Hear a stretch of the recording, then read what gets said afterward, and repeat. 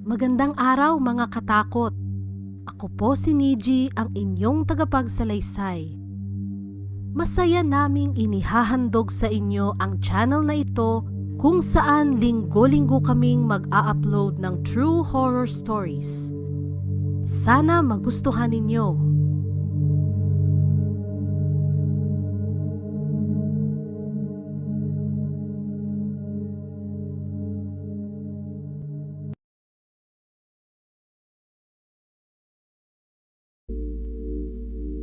Binata pa noon si Dong nang mangyari ito.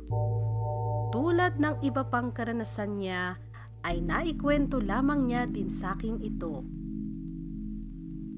Si Dong ay may matalik na kaibigan na tawag niyang Spassky dahil sa silang dalawa ay mahilig maglaro ng chess.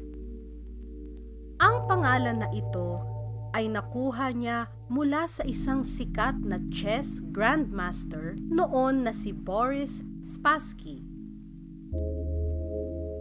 Dahil sa pagtawag ni Dong kay Spassky ng Spassky, ay tuluyan na niyang ginamit ito bilang alias niya.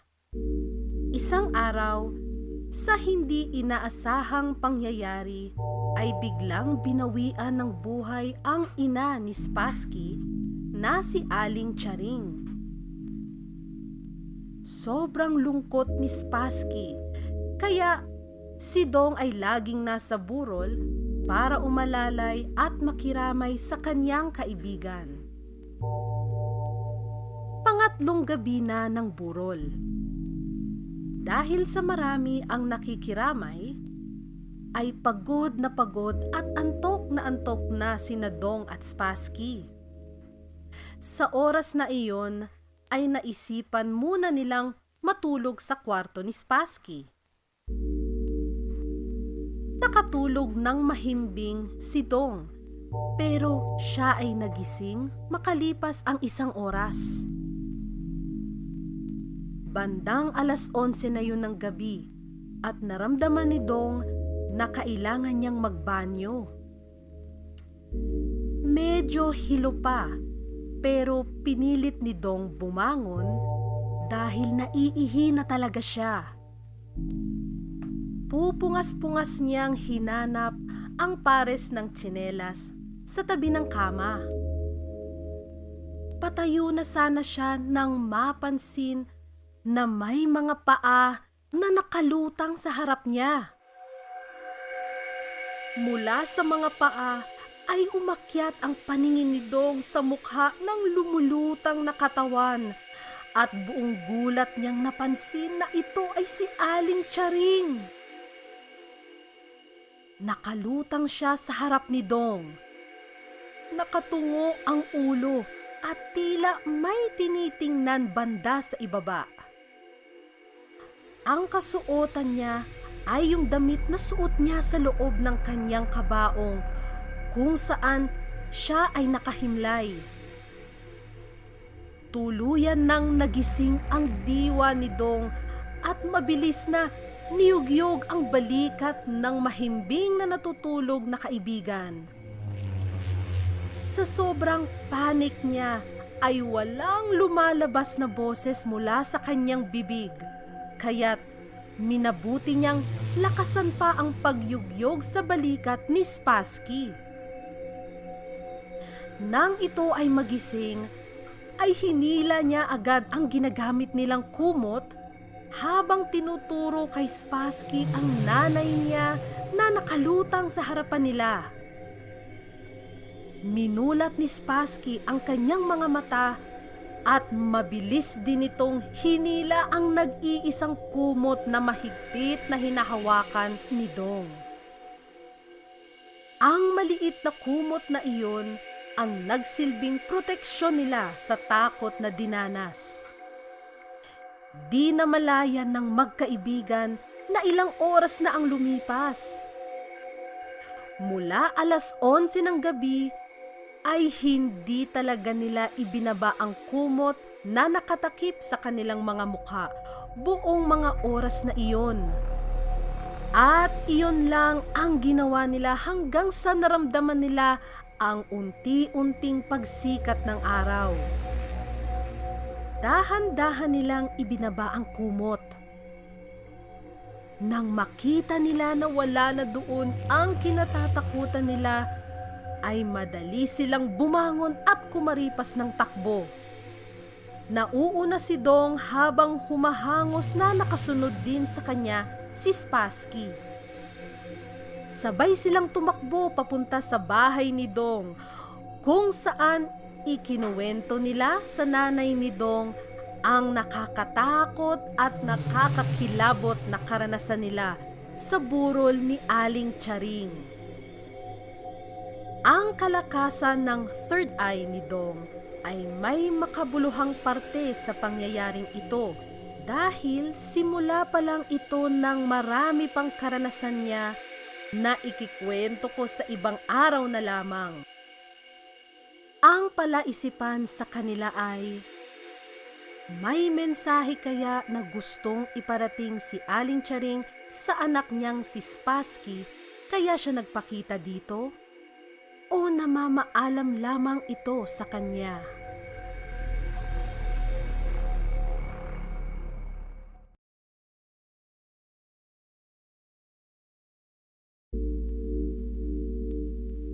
Halos araw-araw pagkatapos nila Dong maglaro ng basketball sa kanilang lugar, napapadaan sila sa tindahan ni Aling Shoni kung saan bibili sila ng soft drinks, chicharon at iba't ibang biskwit o chichirya para maibsan ang nararamdamang uhaw at pagod mula sa paglalaro. At walang mintis ito. Dadating dito ang batang si Noel na walang mintis din na nakikikain sa kanila. Si Noel ay 9 na taong gulang na nasa 3 baitang. Siya ay dumediretso na sa tindahan pagkatapos ng klase.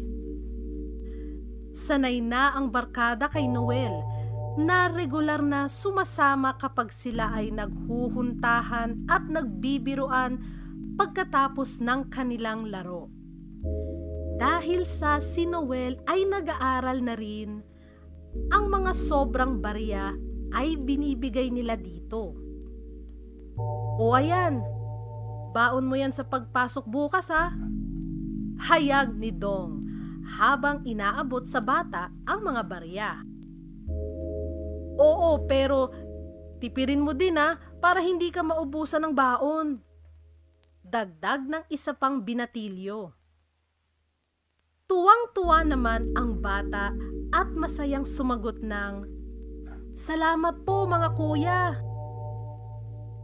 Kapalit ng kabutihang natatamasa ay nililinis ni Noel ang kapaligiran ng tindahan ni Aling Shoni. Siya ang nagtatapon ng lahat ng basura ng barkada. Ang mga botelya ay nakahilera ng maayos sa isang lugar ng tindahan at ang mga balat at wrapper naman ay tinatapon ni Noel sa basurahan. Maayos na bata si Noel at may pag-asa sana ang kinabukasan nito. Kung kaya't gano'n na lang ang lungkot at panghihinayang ng lahat nang mabalitaan ang pagkamatay nito. Si Noel ay nabundol ng isang truck habang papasok sa kanyang paaralan. Hindi nakayanan ng bata ang pagkakabundol at siya ay dead on the spot. Hindi akalain ang pangyayaring ito at labis na nalungkot ang marami, lalong-lalo na ang barkada nila Dong. Lumipas ang ilang araw at muling nagkita-kita sa tindahan ni Aling Shoni ang barkada nila Dong. Ang isa sa barkada na si Diego ay nagpaalam para umihi. Siya ay tumungo sa di kalayuan ng mga taniman. Nang siya ay patapos na sa kanyang ginagawa, ay biglang may kumalabit sa kanyang likuran. Uy, nakakagulat ka naman bata. Sandali at patapos na ako. Gulat na sabi ni Diego. Naaninaga ni Diego na ang kumalabit sa kanya ay isang bata kahit hindi pa niya nakikita ang itsura nito. Biglang nagsalita ang bata. Kuya, pengi po ako ng barya. Baon ko po para bukas. Dito nangilabot, nagulat at naguluhan si Diego dahil pamilyar sa kanya ang boses ng bata. Nang siya ay humarap dito, naliwanagan na si Diego sa kanyang pakiramdam at ito ay takot. Si Noel ang batang kumalabit sa kanya at ngayon ay humihingi ng pambaon para bukas. Mabilis na lumayo at tumakbo pabalik sa tindahan si Diego. Humahangos nitong ikinuwento sa barkada ang naranasan. Tila hindi pa handa si Noel umalis sa kinilalang mundo. Nakakalungkot ang pangyayari dahil nasayang ang buhay ng isang bata na sana ay may magandang kinabukasan na naghihintay. Naisip ni Dong na buti na lang ay natulungan nila at napasaya nila si Noel habang nabubuhay pa ito. Kung kaya't isa sa kanilang barkada ang binisita ni Noel.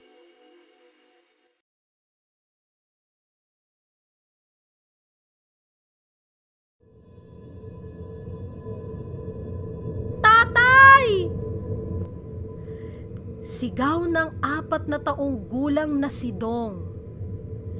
Tagaktak ang pawis ng bata nang bumangon ito mula sa papag. Nanaginip ka na naman ba? Tanong ni Nanay Lina na dali-daling pumasok ng kwarto.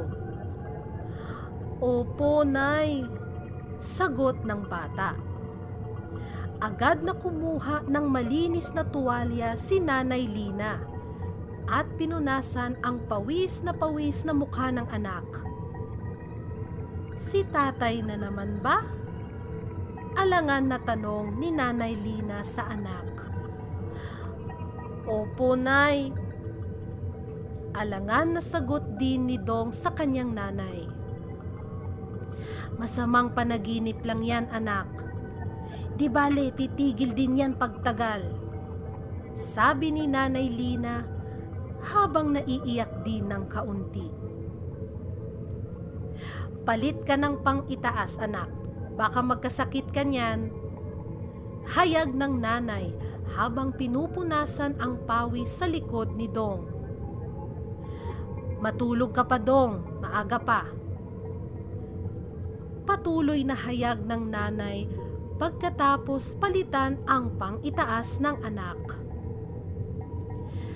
4:00 ng umaga pa lang noon, pero dahil ang lugar ay sa isang probinsya sa Laguna, ay normal lamang na ganitong oras gumigising ang mga tao. Opo, Nay. Sagot ni Dong habang pupungas-pungas at muling humiga sa papag, katabi ang 2 pang kapatid na babae. Napabuntong hininga na lamang si Nanay Lina habang pinagmamasdan ang mga natutulog nitong maliliit na anak. Tila sinusubukan ng tadhana ang pamilya ni Dong noong mga panahon na iyon. Ito ay dahil sa 1 buwan pa lang ang nakaraan noong pumanaw ang kanyang ama na si Tatay Omero. Si Tatay Omero ay isang sastre at mayroon itong maliit na tindahan. Isang kalunos-lunos na araw ay tumumba na lamang ito dahil sa atake sa puso. Sa oras na iyon ay kasakasama nito ang anak na si Dong. Hindi na umabot sa ospital si Tatay Umero. Dead on arrival na ito. Mula noong nailibing na si Tatay Umero, ay napapanaginipan na ito ni Dong. Paulit-ulit ang pangyayari sa panaginip ni Dong. Mula sa paghawak nito sa dibdib at pagtumba, nakikita muli ni Dong sa panaginip, kaya madalas siyang nagigising na humahangos at pawis na pawis. May mga araw pa na siya ay napapaiyak at napapasigaw. Musmos pa lamang si Dong, kaya hindi pa niya naiintindihan masyado ang bigat ng mawalan ng ama sa buhay. Mabilis siyang makamove on sa mga masasamang panaginip at hindi niya pa rin naiintindihan na siya ay may kakayahan na kakaiba. Isang gabi ay tahimik nang natutulog ang pamilya. Nakahilera silang nakahiga sa papag. Akala ni Dong ay isa ito sa mga gabi na mahimbing ang kanyang tulog. Ngunit bigla siyang nagising sa di maipaliwanag na dahilan. Gising na gising ang kanyang diwa. Siya ay napaupo at napatingin sa bukas na bintana. Kumurap pa ulit-ulit si Dong dahil hindi niya inaasahan ang kanyang nakita. Tatay? Tanong ni Dong sa nakikita niyang tao na nakatayo sa labas ng bintana. Si Tatay Umero. Nakatayo sa labas ng bintana. Hindi ito nakatingin kay Dong. Hindi rin nagsasalita. Pero pansin ni Dong na ito'y tila may tinitingnan sa gawing itaas. Dong, abay bakit gising ka? Tanong ni Nanay Lina na nagising sa tabi ni Dong. Nanay, ang Tatay Umero po oh. Sabay turo ni Dong sa nakikita niyang tatay niya sa labas ng bintana. Sinundan ni Nanay Lina ang tinuturo ni Dong at ito ay napanganga sa nakita. Mabilis nitong kinuha ang braso ng anak at sinabi, Dong, matulog ka na. Sabay hila dito na bumalik sa paghiga at agad na nagtalukbong ng kumot. Masunuri naman si Dong, kaya bawat gabi na nagpapakita ang Tatay Umero ay hindi na lang niya pinapansin. Nagpatuloy ang ganitong pangyayari ng ilang gabi hanggang si Dong ay nagsalita tungkol dito sa kanyang nanay. Nay, si tatay may tinitingnan lagi. Hayag ni Dong. Dong, pagdarasal lang ang kailangan ng Tatay Umero mo. Mamaya sumama ka sa padasal sa simbahan. Unang Biyernes ng buwan, kaya tayo'y may misa at padasal. Baka makatulong para matahimik na ang Tatay Umero. Malapit na din kasi ang kanyang 40 diyas. Paliwanag ni Nanay Lina sa anak. 40 ano po? Ano po yun, Nanay? Tanong ni Dong. 40 days. Pagkatapos ng 40 days ay maaari na umalis ang kaluluwa sa mundong ito. Pupunta na sa langit. Pagpapaliwanag ng nanay para madaling maintindihan ng anak. Kaya pala andyan pa rin ang tatay. Tsaka po may tinitingnan siya lagi eh. Doon po oh.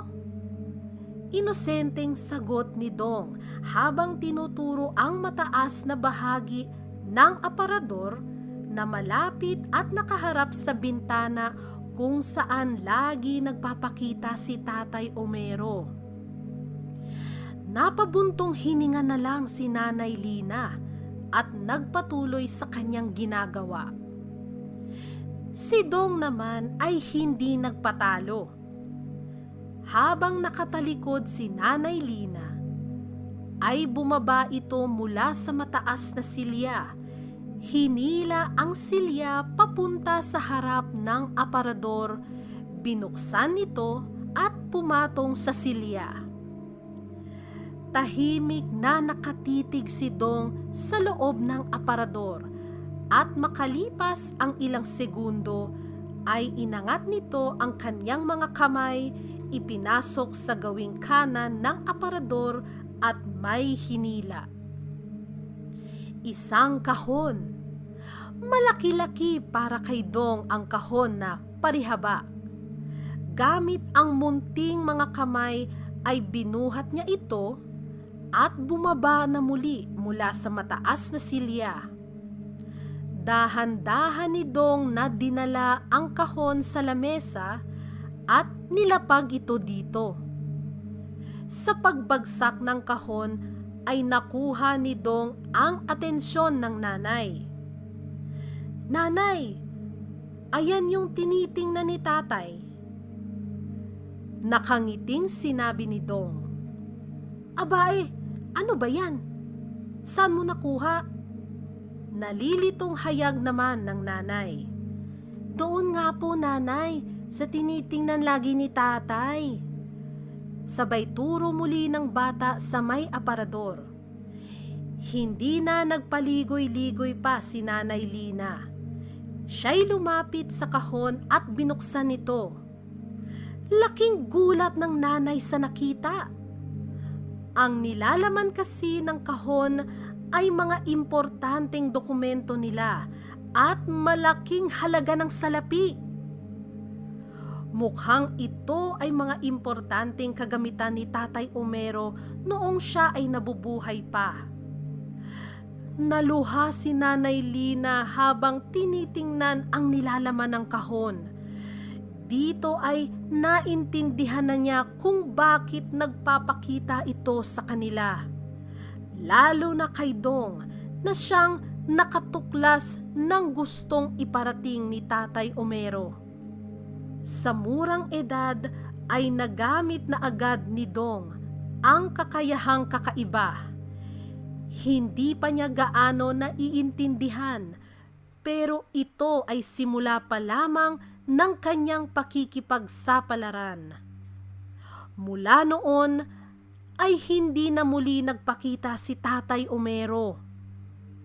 Mapas sa panaginip o sa totoong buhay.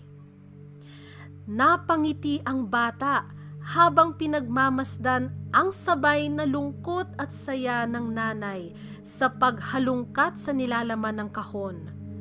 Nagkatinginan silang dalawa. "Nanay, pwede na pumunta sa langit si tatay." Masayang ulat ni Dong. Natawa ng kaunti ang nanay at malumanay na sumagot, "Oo, anak." "Hay!" Huminga si Nanay Lina ng malalim at naghayag. "Ang Tatay Omero nyo talaga."